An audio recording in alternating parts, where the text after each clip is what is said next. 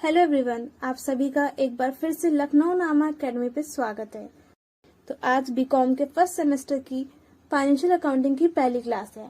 मैं शिवानी सिंह आप सभी को ये सब्जेक्ट पढ़ाऊंगी। तो चलिए शुरू करते हैं। सबसे पहले हम लोग यूनिट 1 देखेंगे कि हम लोग को क्या क्या टॉपिक्स कवर करने हैं। वैसे तो मैं पूरा सिलेबस आप सभी के साथ पहले डिस्कस कर चुकी हूँ, बट तब भी आपको याद रहे इसलिए मैं दोबारा रिपीट करना चाहूंगी। यूनिट 1 में हम लोग को डेफिनेशन पढ़नी है अकाउंटिंग की, नेचर एंड स्कोप पढ़ना है, देन कॉन्सेप्ट्स एंड कन्वेंशन। जो अकाउंटिंग प्रिंसिपल्स होते हैं वो हमारे कॉन्सेप्ट्स एंड कन्वेंशन इन्हीं चीजों के ऊपर बेस्ड होते हैं। देन हमारा आता है इंट्रोडक्शन टू फाइनेंशियल स्टेटमेंट्स। जैसे आप लोगों ने देखा होगा कोई भी बिजनेस होता है तो वो एंड ऑफ द ईयर कुछ स्टेटमेंट बनाता है, जैसे कि बैलेंस शीट हो गया, trading and profit and loss statement हो गया। तो इसे हम लोग फाइनेंशियल स्टेटमेंट्स कहते हैं। तो इसके बारे में हम लोग डिटेल में पढ़ेंगे। देन हमारा कैपिटल एंड रेवेन्यू आइटम्स पढ़ेंगे। देन एट लास्ट हम लोग पढ़ेंगे Indian accounting standards and IFRS। IFRS का फुल फॉर्म होता है इंटरनेशनल फाइनेंशियल रिपोर्टिंग स्टैंडर्ड्स। देखिए, जैसे कोई भी लोग इंटरनेशनल ट्रांजेक्शन करते हैं तो कुछ फाइनेंशियल रिपोर्टें बनाई जाती हैं। तो वो रिपोर्टें किन किन स्टैंडर्ड्स के हिसाब से होनी चाहिए, वो सब चीजें इसमें इंक्लूड होती हैं। तो देखते हैं कि हम लोग को आज की क्लास में क्या क्या टॉपिक्स को पढ़ना है। पहले है meaning of accounting, definition of accounting, then silent features of accounting.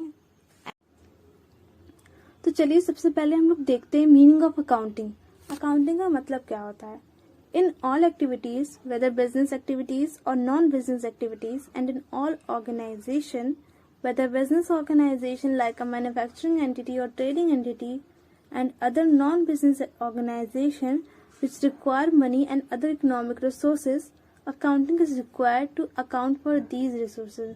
देखिए इसमें क्या कह रहा है, जितनी भी सारी एक्टिविटीज होती हैं, चाहे वो बिजनेस एक्टिविटीज हो या फिर नॉन बिजनेस एक्टिविटीज इंक्लूड होती हैं, या फिर हम कह सकते हैं कोई भी ऑर्गेनाइजेशन, चाहे वो बिजनेस के पर्पस के लिए काम कर रहा हो या फिर नॉन बिजनेस के पर्पस के लिए काम कर रहा हो, उसमें कुछ ना कुछ मनी चाहिए होता है या फिर अदर इकोनॉमिक रिसोर्सेज की रिक्वायरमेंट होती है ताकि वो बिजनेस या फिर फर्म रन कर सके। और इन्हीं सब चीजों को अकाउंट करने के लिए हमें अकाउंटिंग की रिक्वायरमेंट होती है।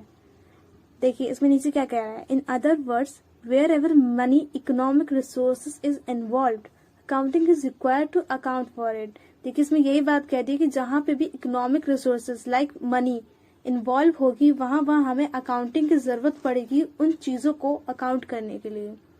देन देखिए अब आगे क्या लिखा है, accounting is often called the language of business. The basic function of any language is to serve as a means of communication. Accounting also serves this function. इसका मतलब क्या है कि देखिए जैसे कोई भी लैंग्वेज होती है तो उसका मेन पर्पज क्या होता है कि वो हम दोनों लोगों को एक दूसरे से बात करने में हेल्प करती है।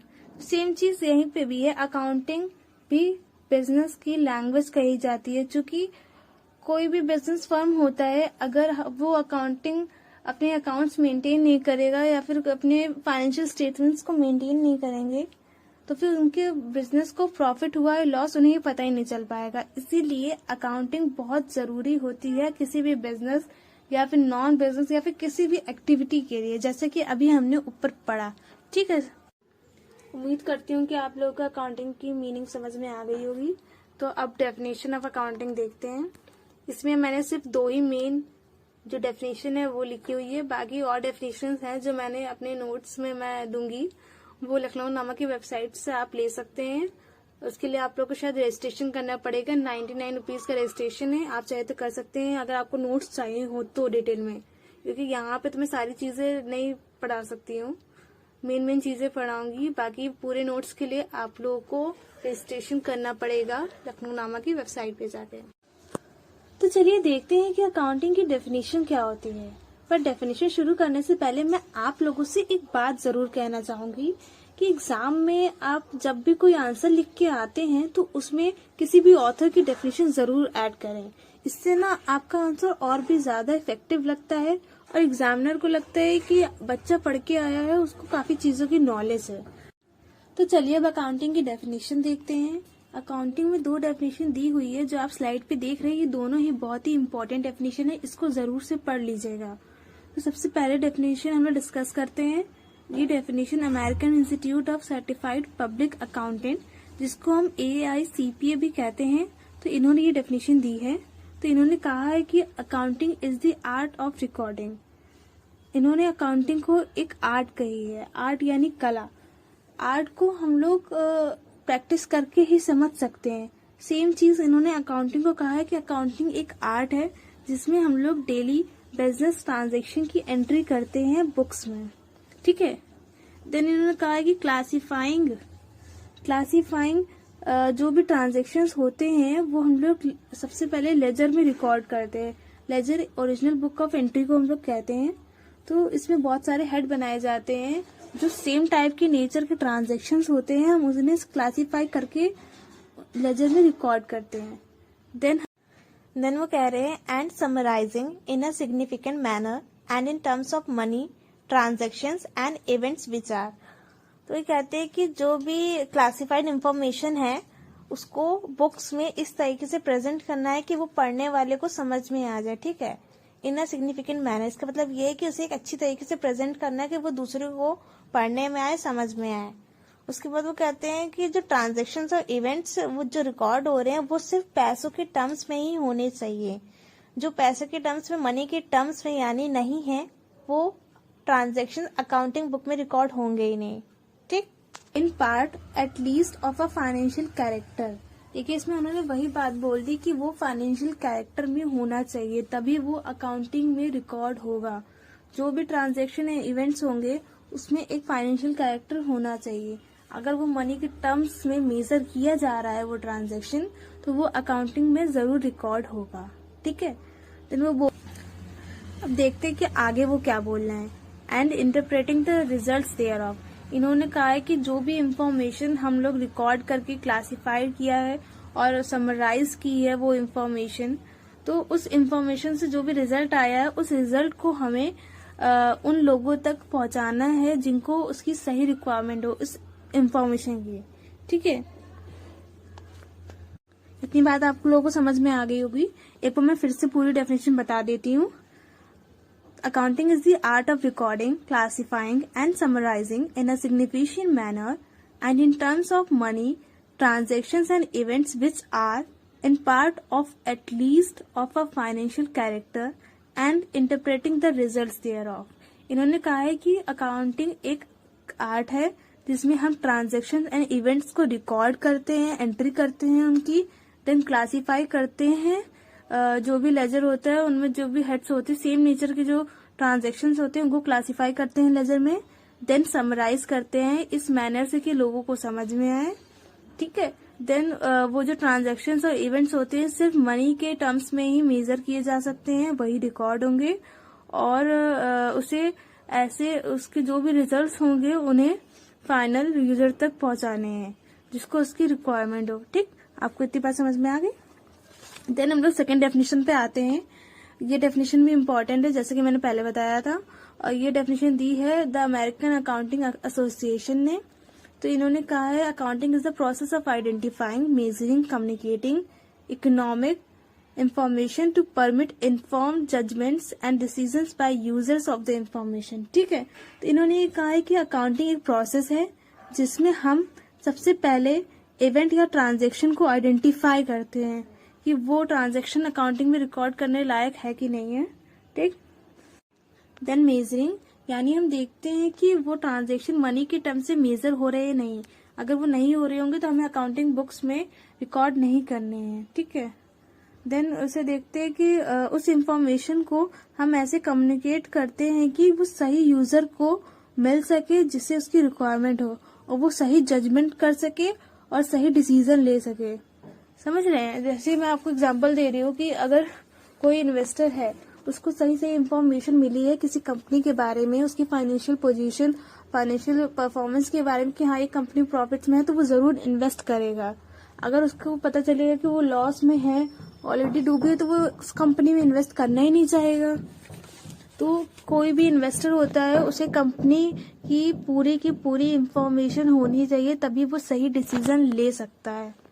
और यहाँ पे इन्वेस्टर को यूजर कहा जाएगा क्योंकि उसे कंपनी की इंफॉर्मेशन की रिक्वायरमेंट होगी अगर उसे इन्वेस्ट करना है कंपनी में तो, ठीक है, तो आप लोगों को ये दोनों डेफिनेशन समझ में आ गई होंगी, मैं उम्मीद करती हूँ। अब हम लोग सेलिएंट फीचर्स ऑफ अकाउंटिंग देखेंगे, यानी अकाउंटिंग की क्या कैरेक्टरिस्टिक्स होती हैं। तो सबसे पहली कैरेक्टरिस्टिक्स है identifying financial transactions and events, यानी हम सिर्फ उन्हीं ट्रांजैक्शंस और इवेंट्स की एंट्री कर सकते हैं या रिकॉर्ड कर सकते हैं जो फाइनेंशियल नेचर के हो। जैसे कि हम कोई भी रॉ मटेरियल परचेज करते हैं तो उस ट्रांजैक्शन की एंट्री हम सिर्फ तभी कर सकते हैं जब हमारे पास उसकी रिसिप्ट या फिर बिल्स हो। ठीक है, तो हम लोग को सबसे पहले उन ट्रांजैक्शंस को आइडेंटिफाई करना है जो फाइनेंशियल नेचर के हो, तभी हम उसे अकाउंटिंग बुक्स में रिकॉर्ड कर सकते हैं। इतनी बात आप लोग को समझ में आ गई होगी। अब दूसरा फीचर देखते हैं, मेजरिंग द आइडेंटिफाइड ट्रांजैक्शंस, यानी अकाउंटिंग में हम उन्हीं ट्रांजैक्शन या इवेंट्स को मेजर कर सकते हैं जो एक कॉमन मेजर यूनिट में हो, मतलब कि हम उसे मनी के टर्म्स में मेजर कर सकते हो। जैसे आपने कोई भी 10 टन्स का स्टील खरीदा 2.5 लाख में, तो ये जो 2.5 लाख है ये मनी की टर्म्स में वैल्यू है उस 10 टन्स स्टील की। ठीक है, समझे आप बात को। सो अकाउंटिंग का थर्ड फीचर देखते हैं, accounting is an art of recording, यानी हम लोग अकाउंटिंग में सबसे पहले बिजनेस ट्रांजैक्शन जो कि फाइनेंशियल कैरेक्टर के होते हैं उसे रिकॉर्ड करते हैं, और जिस बुक में सबसे पहले रिकॉर्ड करते हैं उसे बुक ऑफ ओरिजिनल एंट्री कहते हैं, यानी जर्नल। उस बुक का मेन नाम जर्नल होता है, क्योंकि सबसे पहले इसमें एंट्री की जाती है ट्रांजैक्शन की, इसलिए इसे बुक ऑफ ओरिजिनल एंट्री भी कहा जाता है। और यही बुक फर्दर सब डिवाइड हो जाती है बहुत सारी सब्सिडरी बुक में, जिसे हम कैश बुक, परचेज बुक या फिर सेल्स बुक एक्सेट्रा एक्सेट्रा कहते हैं। ठीक है, अब हम लोग अकाउंटिंग के फोर्थ फीचर को देखते हैं, accounting is the art of classification, यानी अकाउंटिंग में जो सिमिलर नेचर के जो ट्रांजैक्शंस होते हैं हम उसे एक प्लेस पे रिकॉर्ड करते हैं by opening various accounts in the laser book.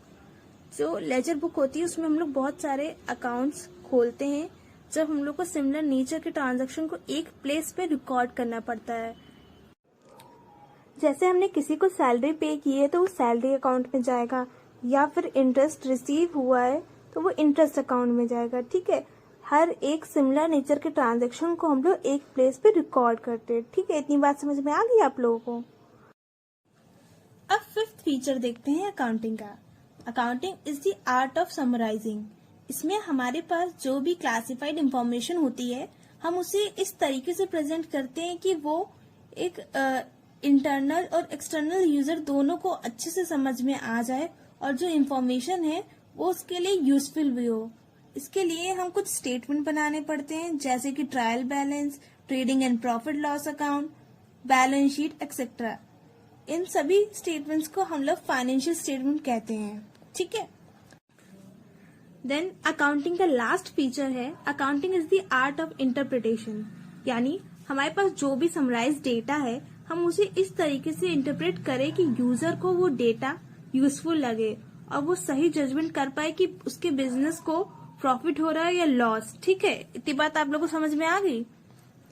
I hope आप लोगों को आज का लेक्चर समझ में आ गया होगा, और अगर कोई डाउट हो तो आप कमेंट सेक्शन में कमेंट करके जरूर बता सकते हैं।